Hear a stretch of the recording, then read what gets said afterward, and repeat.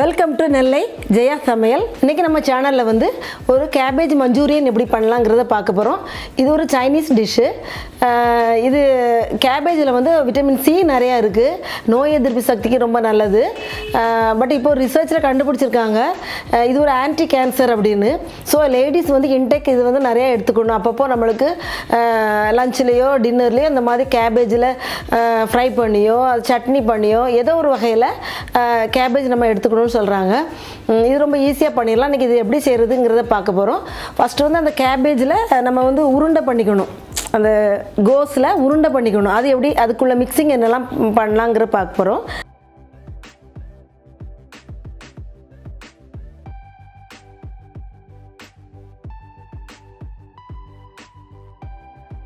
Cabbage, soya sauce, உப்பு, மிளகுத்தூள், இஞ்சி பூண்டு விழுது, chilli powder, cornflour, all purpose powder. நான் வந்து மைதா எடுத்திருக்கேன்.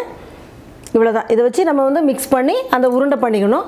தென் கிரேவி பண்ணுறதுக்கு நம்ம என்ன வேணும்னா கொத்தமல்லி இலை, சுகர், ஃபுட் கலர். இது வந்து ஆப்ஷன் தான், உங்களுக்கு வேணால் நீங்கள் எடுத்துக்கலாம். பட் நான் சேர்க்க மாட்டேன். இன்றைக்கி வந்து உங்களுக்கு ப்ரெசென்ட் பண்ணுறதுனால நான் ஃபுட் கலர் ஆட் பண்ணுறேன்.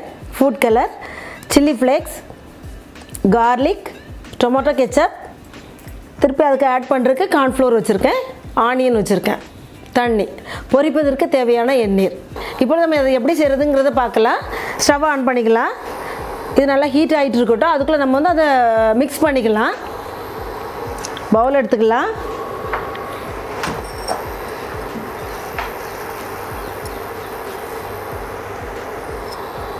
கேபேஜ் நான் 1 டீஸ்பூன் சோயா சாஸ் எடுத்திருக்கேன். 1 teaspoon soya sauce, 1/2 teaspoon pepper powder, 1 table spoon இஞ்சி பூண்டு விழுது, 1/2 டீஸ்பூன் சில்லி பவுடர்,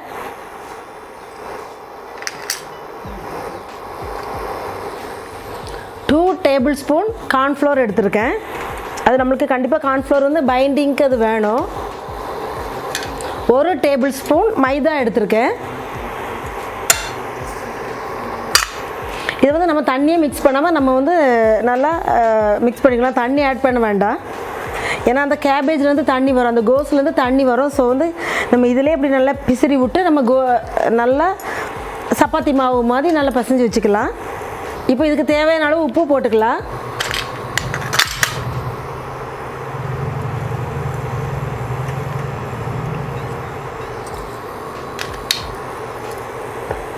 நல்லா மிக்ஸ் பண்ணிப்போம். இப்போ இந்த மாதிரி நல்லா மிக்ஸ் பண்ணியாச்சு.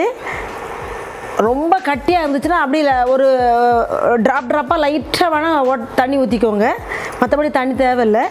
இந்த மாதிரி உருண்டையாக, சின்ன உருண்டையாக, கொஞ்சம் ஓரளவு சின்ன எலுமிச்சம்பழம் சைஸ்க்கு நீங்கள் வந்து உருண்டை பிடிச்சிக்கோங்க. இந்த அளவுக்கு உருண்டை பிடிங்க. நான் இப்போ எல்லாத்தையும் நான் உருண்டை பிடிச்சிக்கிறேன். இப்போ நான் வந்து எல்லாத்தையும் உருண்டை பிடிச்சி வச்சுக்கிட்டேன். இப்போ வந்து எண்ணெய் ஹீட் ஆயிடுச்சு. நம்ம அது வந்து மீடியம் ஃப்ளேமில் வச்சு நல்லா கோல்டன் ப்ரௌன் ஆக வரைக்கும் நம்ம ஃப்ரை பண்ணி எடுத்துக்கலாம்.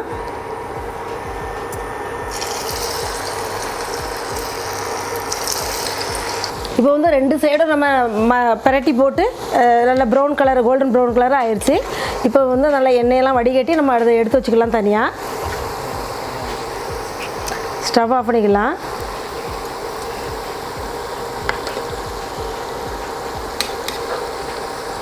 எப்போவுமே அந்த எக்ஸஸ் எண்ணெய் வெளியே வர்றதுக்காக கொஞ்சம் கீழே டிஷ்யூ பேப்பர் போட்டு எடுத்துக்கோங்க. இப்போ வந்து இதை நான் கோல்டன் ப்ரௌனாக ஃப்ரை பண்ணி நான் எடுத்து வச்சுருக்கேன். இனிமேல் அந்த கிரேவி நம்ம எப்படி பண்ணலாங்கிறத பார்க்க போகிறோம். இப்போ நம்ம அந்த பால்ஸை பொரித்து தனியாக எடுத்துக்கிட்டோம். இனிமேல் அதுக்கு வந்து செமி கிரேவி மாதிரி நம்ம ஒன்று பண்ணணும். ஸோ கடாயை அடுப்பில் வச்சுருக்கேன். 2 டேபிள் ஸ்பூன் எண்ணெய் ஊற்றிருக்கேன். உள்ளே ஹீட் ஆகட்டும். இப்போ நல்லா ஹீட் ஆயிடுச்சு.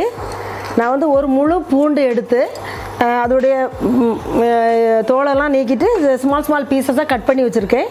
அதை ஆட் பண்ணிக்கலாம்.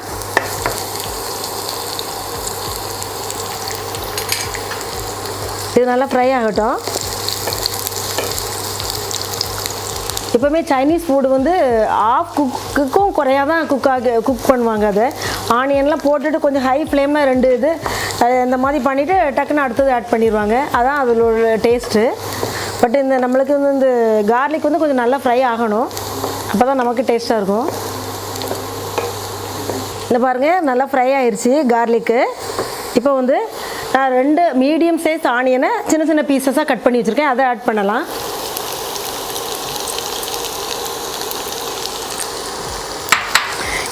இந்த கிரேவி வந்து செமி கிரேவியாகவும் பண்ணலாம், கொஞ்சம் ட்ரையாகவும் பண்ணலாம். இப்போ ஈவினிங் உங்களுக்கு ஸ்நாக்ஸ் மாதிரி அந்த மாதிரி கொடுக்கணும் அப்படின்னா நீங்கள் வந்து கொஞ்சம் ட்ரையாக பண்ணிக்கலாம்.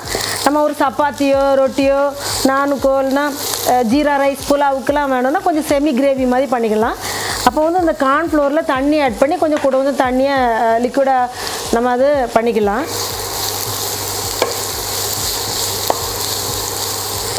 இப்போ இதுக்கு தேவையான உப்பு போட்டுக்கிறேன். இப்போ வந்து நல்லா ஹை ஃப்ளேமில் வச்சு கொஞ்ச நேரம் கிட்டினா போதும், ரொம்ப அது ஃப்ரை ஆகக்கூடாது. ஆனியன் லைட்டாக டிரான்ஸ்பரண்ட் ஆனால் போதும், கோல்டன் ப்ரௌனாக வரணுங்கிறது இல்லை. இப்போ வந்து நம்ம 2 மினிட்ஸ் இதை நல்லா கிண்டியிருக்கோம், நல்லா டிரான்ஸ்பரண்ட் ஆயிடுச்சு. இப்போ வந்து 1 டீஸ்பூன் சுகர் ஆட் பண்ணியிருக்கேன். இது வந்து ஒரு நல்ல கலர் கொடுக்கும். அந்த சுகர் நம்ம ஆட் பண்ணி நம்ம பண்ணும்போது நல்ல க்ளோஸியாக நல்ல கலர் கொடுக்கும், அது உங்களுக்கு ஷைனிங்காக இருக்கும்.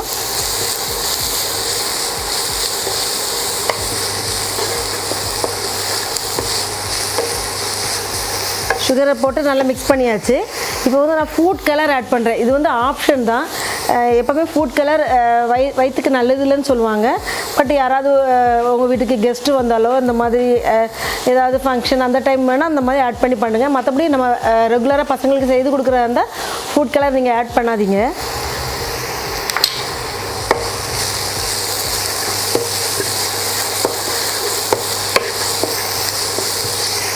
சில்லி ஃப்ளேக்ஸ் எடுத்துருக்கேன். நீங்கள் சில்லி ஃப்ளேக்ஸ் இல்லைன்னா சில்லி பவுடர் கூட நீங்கள் போட்டுக்கலாம். 1 டீஸ்பூன் சில்லி ஃப்ளேக்ஸ் போட்டிருக்கேன். நீங்கள் உங்களுக்கு வேணால் 1 டீஸ்பூன் சில்லி பவுடர் போட்டுக்கலாம். இல்லைனா chilli sauce, red chilli sauce இருந்தால் கூட நீங்கள் அதை ஆட் பண்ணிக்கலாம்.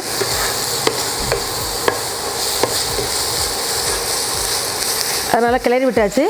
நான் வந்து 1 டேபிள் ஸ்பூன் டொமேட்டோ கெச்சப் எடுத்துருக்கேன். நம்மகிட்ட டொமேட்டோ கெச்சப் இல்லைன்னா நீங்கள் ஒரு தக்காளியை நல்லா மிக்ஸியில் நல்லா அரைச்சி அதை கூட நீங்கள் ஆட் பண்ணிக்கலாம்.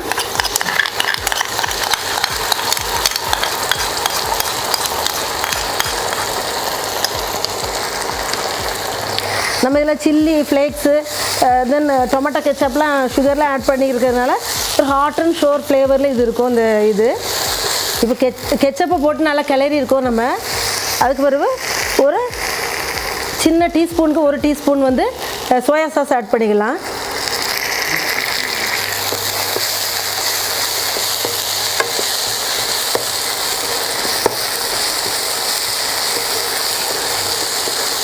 மிக்ஸ் பண்ணி விட்டுக்கோங்க.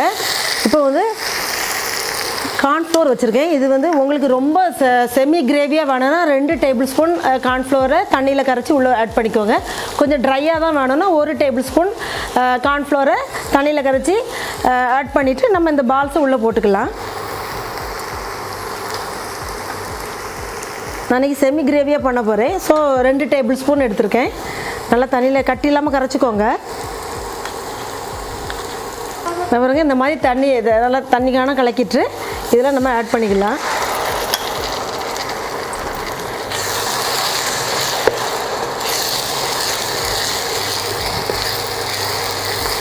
ரொம்ப திக்காக இருந்தால் கொஞ்சம் நம்ம தண்ணி ஆட் பண்ணிக்கலாம். நம்மளுக்கு எவ்வளோ பால்ஸ் இருக்கோ அதுக்கு தக்க நம்ம கொஞ்சம் எவ்வளோ கிரேவியாக வேணுமோ அதுக்கு தக்க நம்ம தண்ணி ஆட் பண்ணிக்கலாம். கொஞ்சம் ரொம்ப தண்ணியாக இருந்தால் நல்லா இருக்காது.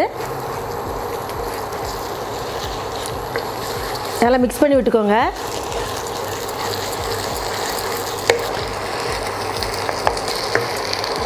நம்ம வச்சுருக்க கொத்தமல்லி எல்லாம் ஆட் பண்ணிக்கலாம்.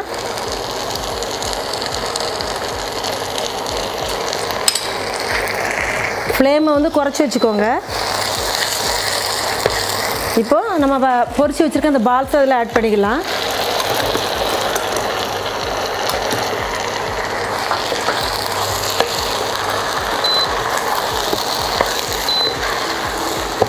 பாருங்கள் இந்த பால்ஸை நம்ம ஆட் பண்ண பிறகு ஒரு 1 மினிட் இந்த மாதிரி ஸ்லோ ஃப்ளேமில் வச்சா போதும். அந்த தண்ணியெல்லாம் அந்த பால்ஸ்குள்ளே உறிஞ்சிக்கும். நம்ம ஆல்ரெடி அந்த பால்ஸில் உப்பு காரம் எல்லாம் போட்டு தான் நம்ம பண்ணியிருக்கோம். இப்போ நான் பாருங்கள் மஞ்சூரியன் தயாராகிடுச்சு. நம்ம இதை பவுலுக்கு ட்ரான்ஸ்ஃபர் பண்ணி உங்களுக்கு நான் காமிக்கிறேன். இப்போ பாருங்கள் இந்த நம்மளுக்கு மஞ்சூரியன் தயாராகிடுச்சு. பாருங்கள் நல்லா ஷைனிங்காக நல்லா கிளாஸியாக இருக்குது. இதை உங்கள் வீட்டில் நீங்கள் ட்ரை பண்ணி பாருங்கள். உங்கள் ஃப்ரெண்ட்ஸ்க்கு சொல்லுங்கள். இந்த வீடியோ உங்களுக்கு பிடிச்சிருந்தால் லைக் பண்ணுங்கள், கமெண்ட் பண்ணுங்கள், சப்ஸ்கிரைப் பண்ணுங்கள். நாளைக்கு அடுத்த ஒரு வீடியோவோடு உங்களை சந்திக்கிறேன். அன்டில் தென் உங்கள் ஜெயா ஜஸ்டின்.